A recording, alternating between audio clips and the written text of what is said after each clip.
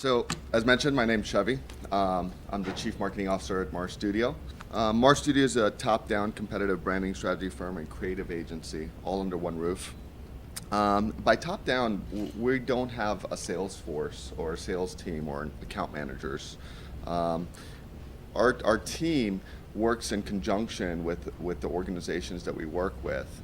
We have a team of 9 executives, from creative directors, art directors, development directors, and essentially the way that it functions is that they're the immediate conduit between the client and the support team that works on the projects, the graphic designers. Information trickles down to the support team, the project gets done, goes back up to the executive team, ultimately gets QC'd and then presented to the client.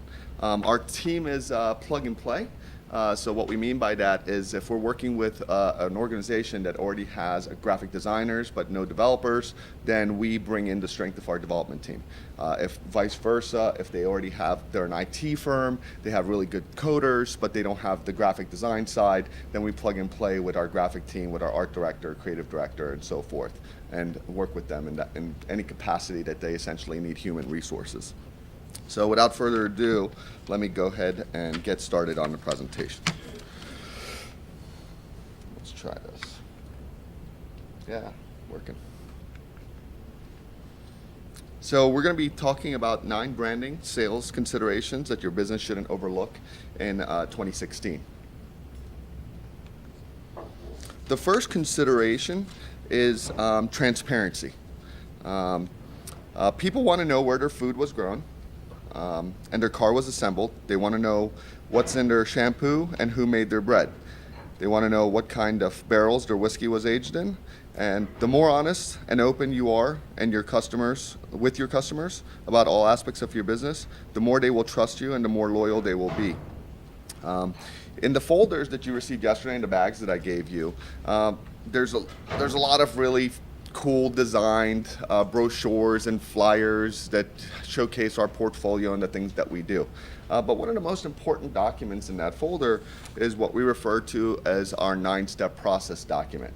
There's an infographic on the front as well as 9 steps on the back that shows you what essentially happens behind the scenes when we're working with our clients.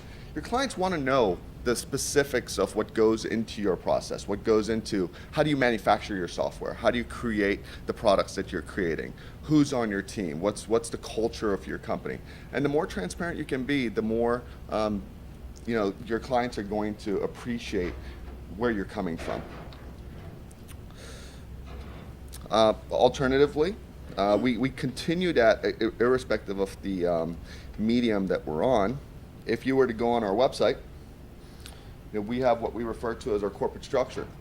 So even though we're a marketing team, we're even going as far as if the client chooses to, they can drill down and see our corporate structure in terms of how we function and how we operate and how we communicate with each other.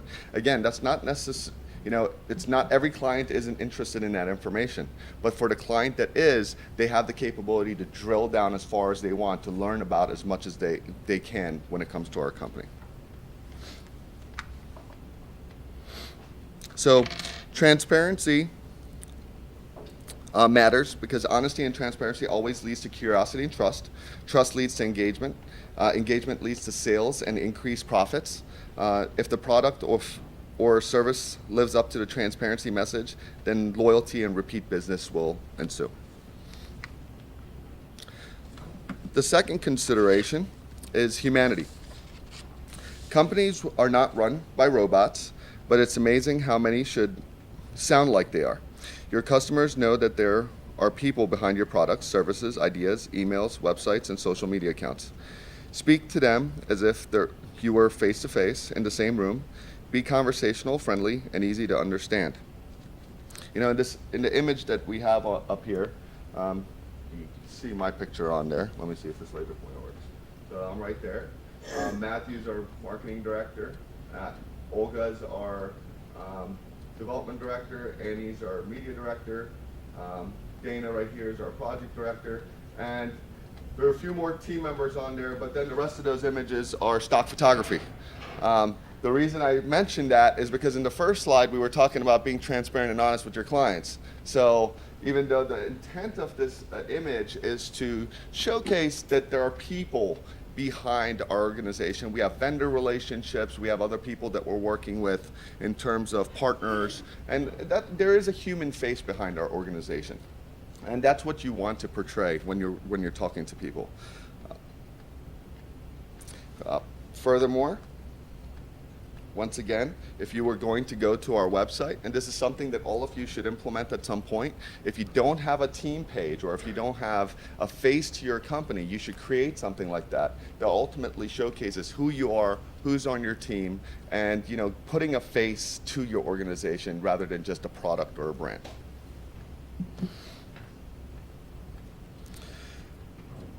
Some common mistakes that also have a human element to them are potentially the simplicity of a navigation, where your navigation may say, about services, contact.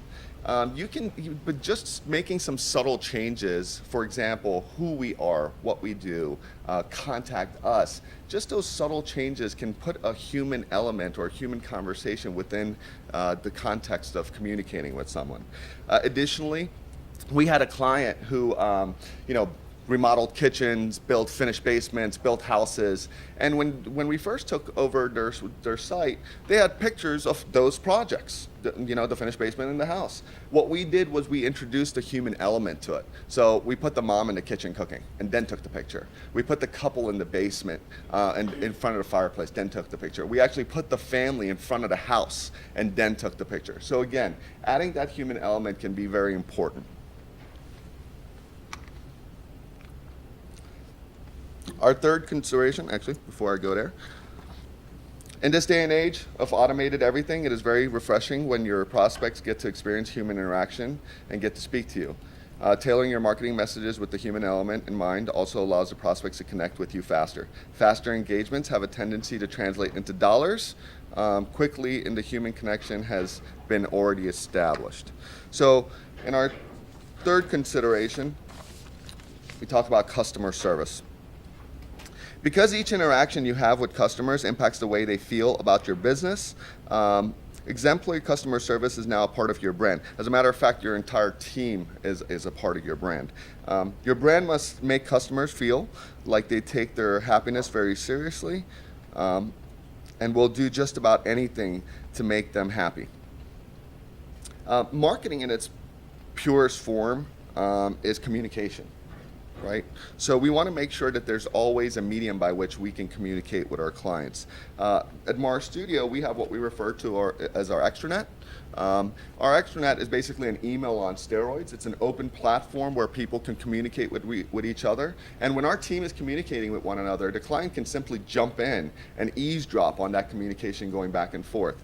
There are a lot of really well created communication or client communication modules that are out there that you can implement into your business, such as Basecamp or other client engagement models. If you're a medical practice, for example, there are patient portals that you can tap into to communicate with your clients. And that transparency and communication is really key to having success.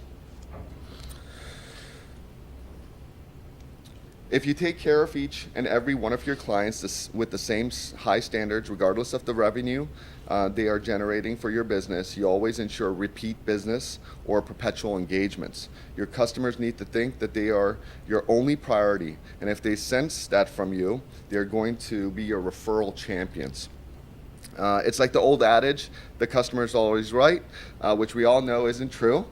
However, the client's not supposed to know that we know that, right?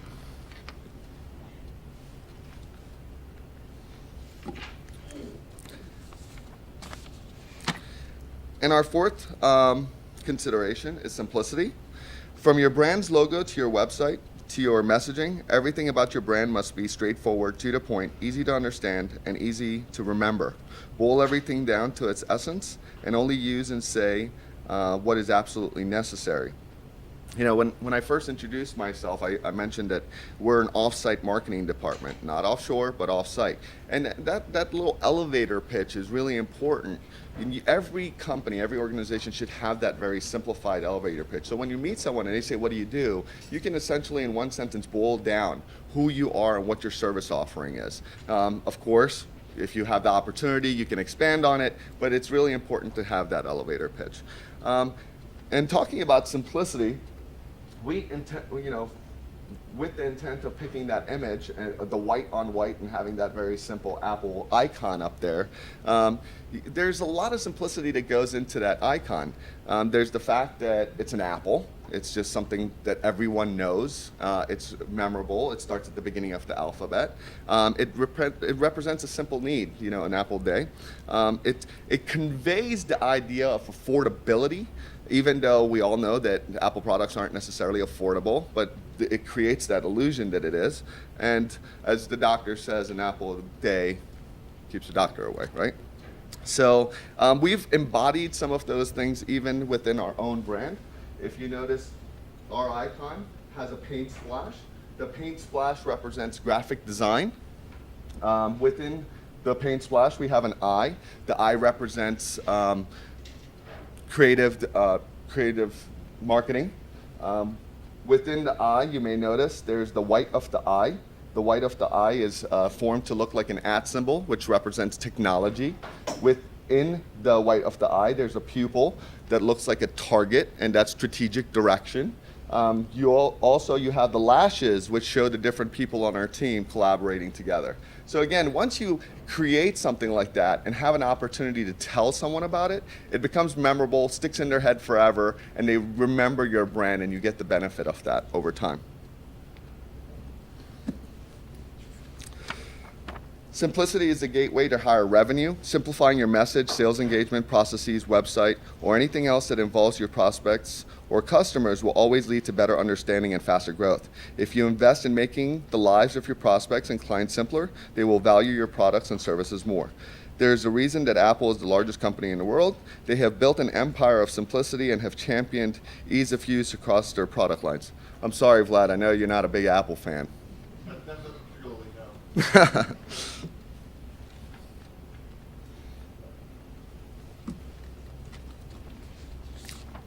In our fifth consideration, we're talking about personalization. While retargeting is a wonderful way to reach people after they have left your website, brands are starting to also use pre-targeting. Pre-targeting uses the predictive analytics to track people's online behavior, allowing you to reach potential customers with the right information at the right time. Yes, it does sound a little Big Brother, but it works. So retargeting, and I'm sure that everyone's experienced it, you go to shop for a handbag, or you go to shop for a briefcase on a website, you leave that website, you go somewhere else, and all of a sudden you see that same company's ad on the right-hand gutter or somewhere else on the website. And they're using code within their website that allows you to do that. So that's retargeting. Pre-targeting is, in essence, what Jenna was talking about with the client avatars, where you go and try to understand who your client base is and who your clients are, and formulate kind of an algorithm by which then you can tap into, let's say, Facebook and LinkedIn and those type of platforms, and specifically target the person you're looking for and put the message in front of them before they've even been introduced to your company. A different example of that is we worked with an emergency database recovery company. And what we learned in trying to understand their client base is that their chief technology officers cared about this report that was referred to as a 451 report. Means nothing to me, probably means nothing to you either, right? But what we did was we took that report, created a link for it, created white paper for it, and put it front and center on their website. So any chief technology officer that was coming to their website would essentially see that first off and go, that's exactly what I was looking for and needed. Click on it and therefore create a better call to action. Customize everything. No two businesses, products, services, or even people, not even twins, are the same. So why do you think that one solution would work for everyone? Customizing your products and solutions to your target demographic will make you feel exclusive, and exclusivity is a pathway to wealth. How can you customize? Research, and some more research. In order to understand your demographics inside and out, and to do so, you need data and lots of it.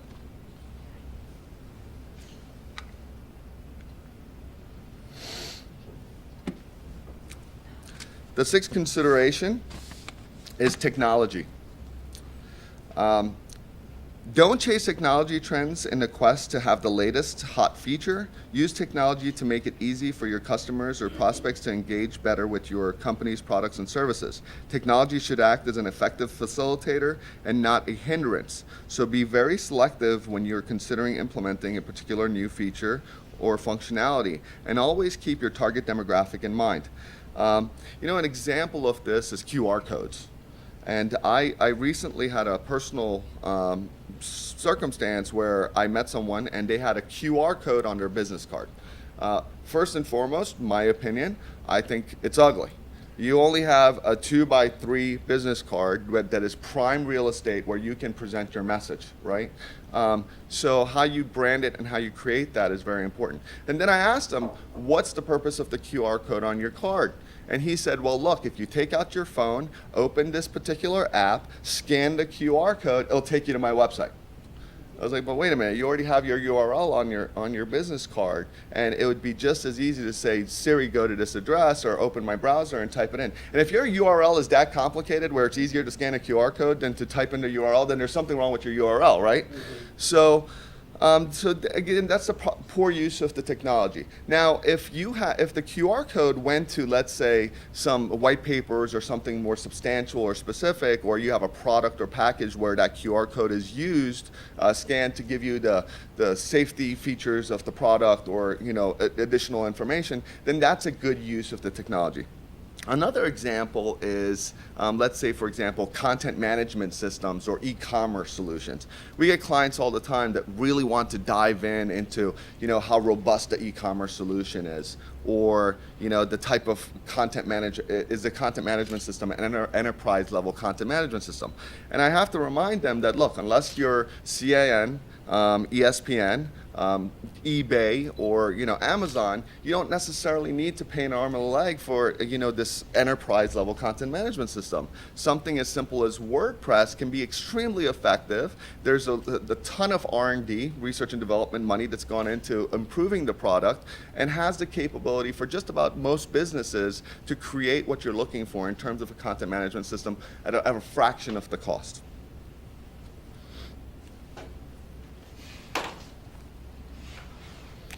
Technology should always facilitate and not become an obstacle. Trying to impress your demographics by incorporating the latest technology may lead to backlash if your clients or prospects are not yet ready for it. Also, new technology needs to prove its worth before it finds its way into your business.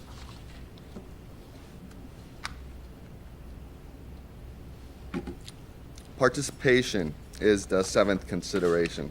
I was actually going to try and get you guys involved in participating in my talk today by reading the slides as we moved forward. However, for the sake of having the audio be recorded, I reincorporated reading the little clips myself. So I was thinking about it, but unfortunately it didn't work out as I had planned. Your loyal customers want to participate in the experiences that is your brand. Encourage user-generated content via photo or story contests. Ask them questions on social media. Create an insider program to get input on new products or service ideas. Hold regular Periscope broadcasts, for example. And by the way, that comes with a disclaimer, right? The slide before about technology. If Periscope works with your type of industry and service, then that's a great use of the technology. If it doesn't, then obviously you wouldn't use it. Not only will they feel more engaged with your brand, they'll talk about it too. Marstudio, we're on Facebook, LinkedIn, Behance, Instagram, Vimeo, YouTube, Pinterest, Google+. right? We have our own blog, our own news feed. And it's not just the fact of, creating this layer of participation, but there's another very important residual benefit, which is what I refer to as organic search engine optimization. The more content you're putting out there about your business, your service offerings, who you are and what you do, it's going to really help you in terms of that organic ranking and coming to the first of the page. One of the best clients that we're working with right now happens to be a company by the name of Alstom, 95,000 employees. They were just acquired by GE, a Fortune 100 company.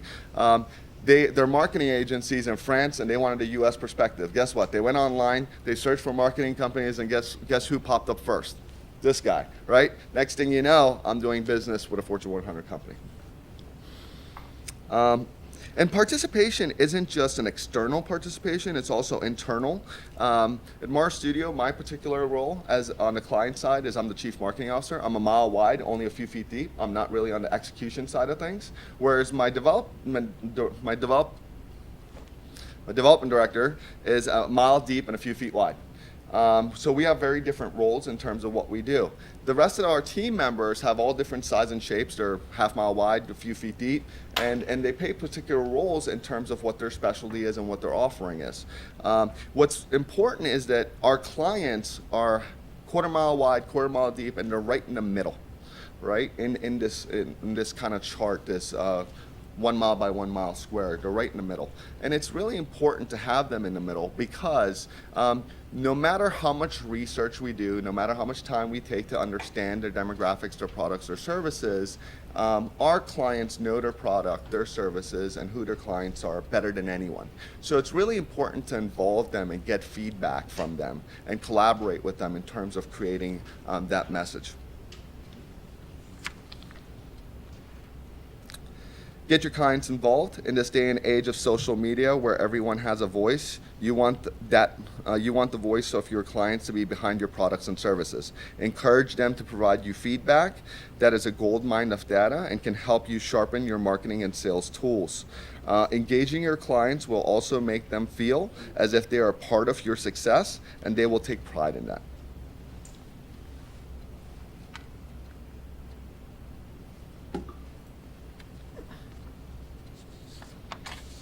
The eighth consideration is collaboration. You don't have to do it on your own. Finding trustworthy consultants, partners, and vendors that can help you and your company realize its business goals is critical to your success. So nurture existing relationships and keep building new ones. At the end of the day, your success hinges on how successful you work with others to expand your products and services. I believe there are only so many Warren Buffett's, Richard Branson's, and Steve Jobs in the world, right? So with that said, if you have an opportunity to sit down with one of them, if you have an opportunity to surround yourself with people who are experts in their area and pick their brains, I think that's a priceless opportunity, and you should certainly take advantage of that. An example of, that is, we have a content director on our team, but our content director does general content and isn't a subject matter expert. So in the event that we want to, let's say create content for an IT firm, a neurosurgeon, or let's say the law, we're going to go and find a specific content director or content writer that can provide that level of expertise. An example of that is we had a client that wanted to start marketing in Japan, and they were opening a branch in Japan. Well, as the marketing department, what we did was we collaborated with someone that actually wrote in Japanese, translated all of their collateral to Japanese, and make sure that everything was formulated correctly. I don't have a Japanese content writer on my team, unfortunately. And I'd be surprised if you guys have a Japanese content writer on your team.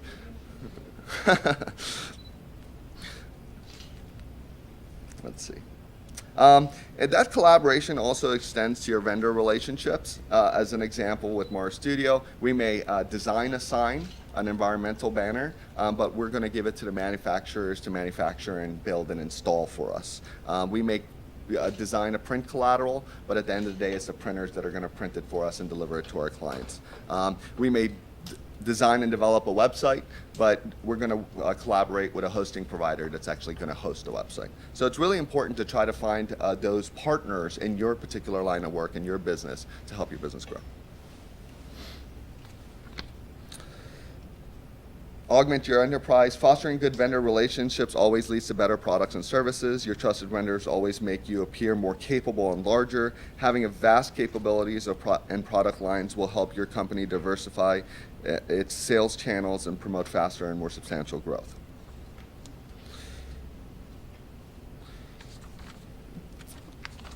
And last but not least, by any means, love what you do. We're all passionate about what we do. It's okay to show and tell everyone else about it as well. If you love what you do, it will show in your work because you will take pride in your product and services. The love will translate into better results for your clients, which ultimately leads to growth for your business. Love what you do. Make sure to surround yourself with people that share the same passion that you have created. Loving what you do will allow you to look past the dollar signs and focus on your return on investment, your ROI.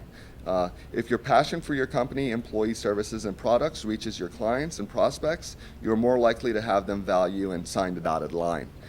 They know that you will channel that same passion towards their products or services. And that concludes my talk, and I'm more than happy to take any questions if everybody has any. Good? Great. Thank you.